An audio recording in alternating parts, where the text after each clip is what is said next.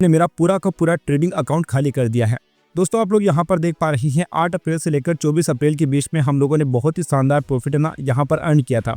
बहुत ही छोटी कैपिटल थी हमारे पास, मात्र 4,000 रुपये अपने अकाउंट पे थे, जिससे ग्रो करते हुए हम लोग इस कैपिटल को है ना 24,000 रुपये तक लेकर चले जाते हैं। यानी कि देखा जाए तो हम लोगों ने 600% समथिंग हम लोगों ने रिटर्न बना लिया था। लेकिन अभी दोस्तों मैं आप लोगों को दिखाता हूँ, यहाँ पर ये जो दोस्तों तारीख है ना 25 तारीख को, यहाँ पर हम लोगों को एक बहुत ही बड़ा लॉस हो जाता है और अपना जो सारा का सारा जो प्रॉफिट है ना वह मिट्टी में मिल जाता है। यानी कि अपने पास सिर्फ और सिर्फ कितने बचते हैं दोस्तों, अब 3-4 हज़ार रुपये का प्रॉफिट अपने पास बचता है और चार्ज वगैरह निकाल दिया जाए तो सिर्फ और सिर्फ अपने पास 2,300 रुपये का ही प्रॉफिट बचता है। इसका सबसे बड़ा रीज़न दोस्तों ये तारीख है 25 तारीख। इस दिन दोस्तों मैंने एक बड़ी गलती कर डाली थी, मैंने यहाँ पर एवरेजिंग की थी। मैं आपको चार्ट पर बता देता हूँ कि मैंने क्या बड़ी मिस्टेक की थी। यहाँ पर दोस्तों आप लोग देख पा रहे हैं इसी स्ट्राइक प्राइस में मैंने मिस्टेक की थी। मेरा यहाँ पर दोस्तों एक सेटअप था कि जैसे ही 15 मिनट के टाइम फ्रेम में ऊपर से आकर इसका सपोर्ट लेकर मैं यहाँ पर एंट्री करने वाला हूँ और नीचे क्लोज करते ही मैं क्या करूँगा, काट डालूंगा। ठीक है, ये दोस्तों मेरा सेटअप था। तो यहाँ पर देखा जाए तो यहाँ पर 152 पर है ना मेरी क्लोजिंग हो जानी चाहिए थी और मेरी एंट्री हुई थी दोस्तों 171 के ऊपर। लेकिन दोस्तों मैंने क्या किया, थोड़ा सा यहाँ पर टाइम स्पेंड कराने की कोशिश की यार, कहीं ना कहीं थोड़ा सा जो रिजेक्शन आया है ना ये ऊपर निकाल देगा तो निकाल देगा। ठीक है, तो इस चक्कर में दोस्तों मैं रह गया था और यहाँ पर देखे तो 160 भी चला गया था। तो मेरी उम्मीद जो थी ना वहाँ बहुत ज़्यादा बढ़ चुकी थी कि यार ये 148 आ गया था, फिर 160 वापस जा चुका है तो ये बढ़ सकता है। तो ये उम्मीद दोस्तों है ना मैंने पान ली थी और इस उम्मीद के कारण दोस्तों है ना मेरे को बहुत ही बड़ा लॉस होता है। अगले 2-4 मिनट में ये प्राइस है ना बहुत ही ज़्यादा डाउन आ जाती है, ये आ जाती है दोस्तों 130 के आसपास। तो इतना बड़ा मेरा असल नहीं था और फिर एकदम से जो आता है ना तो फिर मैं इसी भरोसे बैठ जाता हूँ कि यार इस सपोर्ट से ऊपर जाएगा। फिर मैंने जगह जगह यहाँ पर सपोर्ट बनाना स्टार्ट कर दिया, तो यहाँ से कहीं पर भी नहीं जाता है। फिर दोस्तों जब इस लेवल पर आता है ना यहाँ पर, तब मेरे दिमाग में था कि यार ये सपोर्ट बनेगा, मैं एवरेज कर लेता हूँ।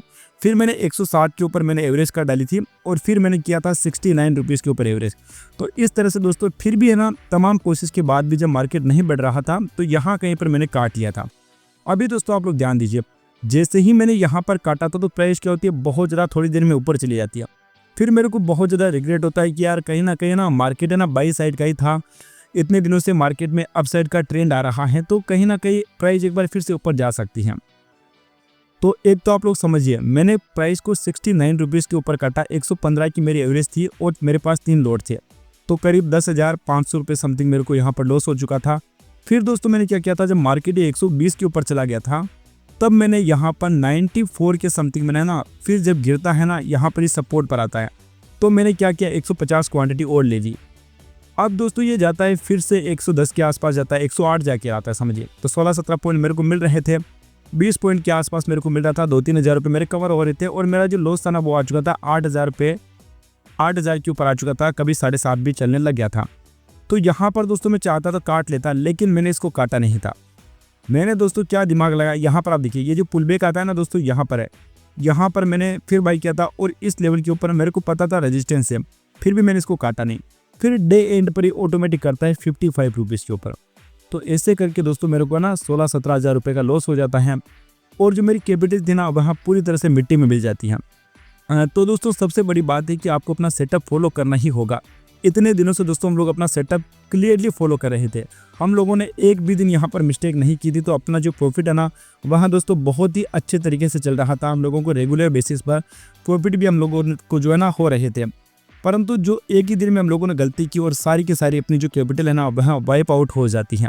यहाँ पर आप देखिए हम लोगों ने एक भी दिन रूल नहीं तोड़ा। आप लोग देख पा रहे हैं कि पूरे महीने का जो अपना ब्रोकरेज था ना दोस्तों वो 600 और 200 में लिया जाए तो 900 रुपये भी यहाँ पर नहीं हो रहा था। तो कितना डिसिप्लिन हम लोगों ने बना कर रखा था, लेकिन सिर्फ और सिर्फ एक दिन में हम लोग ने बड़ी गलती कर दी।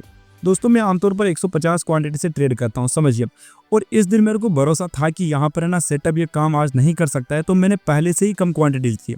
मैंने सिर्फ 75 क्वांटिटी ही ली थी, लेकिन मेरे को 150 के ऊपर ही काट देना चाहिए था। लेकिन क्या होता जब ये 160 चला गया था ना तब मेरे को थोड़ी सी उम्मीद लग गई थी कि यार ऊपर जा सकता है। स्टॉप लॉस दोस्तों मैं कभी भी नहीं देता हूँ, मैं हमेशा क्या होता है जब मार्केट पलटता है तो मैं उस अकॉर्डिंग काट लेता हूँ। बट कल पता नहीं क्यों मैं काट नहीं पाया, मेरे इमोशंस जो थे ना वह मेरे दिमाग पर ज़्यादा हावी हो गए थे, इस कारण से मैं काट नहीं पाता हूँ और फिर है ना मैं एवरेज करता हूँ और मेरे को बहुत ही बड़ा नुकसान देखने को मिलता है। यहाँ पर आप देखिए कैंडल्स कितनी बड़ी बड़ी कैंडल्स जो है ना यहाँ पर बन जाती हैं, तो कहीं ना कहीं एक उम्मीद होती है कि यार अगर 171 रुपये की प्राइस चल रही है वो अगर शाम तक 50 रुपये पर आ जाती है समझिए दोपहर तक, तो उम्मीद होती है कि यार रिकवर तो कर सकता है, और रिकवर किया भी। लेकिन उससे पहले क्या होता, मैं काट चुका था। लेकिन फिर जब ये ऊपर जा रहा था तो मैंने क्या कहा, यार ऊपर जा रहा तो जाएगा। फिर मैंने क्वांटिटी एक बार फिर से ऐड कर ली, और फिर है ना बिल्कुल डे लो के आसपास क्लोज हो जाता है। अगर दोस्तों मैं इसको होल्ड कर लेता ना, तब भी मेरा पैसा जो है ना रिकवर हो जाता है, क्योंकि 160 गया था। मेरी तो एवरेज जो थी ना वह 115 की ही थी। पर मैंने यहाँ पर ओवरनाइट में होल्ड भी नहीं किया था, और इस कारण से ना मेरे को बहुत ही ज़्यादा बड़ा लॉस देखने को मिलता है। और अभी देखा जाए तो दोस्तों आज के दिन हम लोगों का ना ठीक ठाक प्रॉफिट है, बट इतना ज़्यादा बड़ा भी मैं नहीं कहूँगा, क्योंकि अपने पास कैपिटल दोस्तों जो ना बहुत कम रह चुकी है। फिर भी हम लोगों ने 2500 के समथिंग प्रॉफिट बनाया, 3000 के ऊपर ये निकल चुका था। बट जब ये पलटता है तो हम लोग क्या करते हैं, इसको काट लेते हैं। आज यहाँ पर देखिए हम लोगों ने ज़्यादा ऑर्डर भी नहीं लगाए हैं। इसको हम लोगों ने पहले लिया था 64 पर लिया, 81 पर निकाल दिया, इसको 76 पर लिया, फिर इसको 56 पर निकाल दिया, 60 पर लिया, 73 पर निकाल दिया। तो आज दोस्तों मैंने ज़्यादा कुछ ऑर्डर भी नहीं लगाए हैं, क्योंकि सबसे बड़ी गलती वही होती है, हम जितने भी कम ऑर्डर लगाएंगे ना उतने ज़्यादा हम लोग प्रॉफिट में होते हैं। लेकिन जब भी है ना दोस्तों हम लोग ऑर्डर ज़्यादा लगाने लग जाते हैं, फिर दोस्तों आपके लॉस है ना कोई भी नहीं बचा सकता है आपको। तो कोशिश यही करिए कि आपका 1 या फिर 2 ऑर्डर होना चाहिए। हम लोगों ने इतने दिन गलती नहीं की तो हम लोग प्रॉफिट में थे, और कल दोस्तों यहाँ पर 2000 का लॉस हो जाता, कोई भी बड़ी बात नहीं थी, क्योंकि पूरे महीने में मैं आपको दिखा देता हूँ कि हम लोगों ने बहुत ज़्यादा पॉजिटिव डे निकाले हैं। 2-4 दिन ही हमारे लॉस में होते, तो इससे ना ज़रा कुछ अपना नुकसान नहीं हो जाता। परंतु दोस्तों हम लोगों ने गलती की है, और ये गलतियाँ ना आपको कभी भी रिपीट नहीं करनी है। अगर दोस्तों आप ट्रेडिंग सीखना चाहते हैं तो आप हमारे चैनल को सब्सक्राइब कीजिए, और इस वीडियो को अपने दोस्तों के साथ शेयर कीजिए, ताकि वो भी ऐसी गलती दोबारा कभी भी नहीं करें।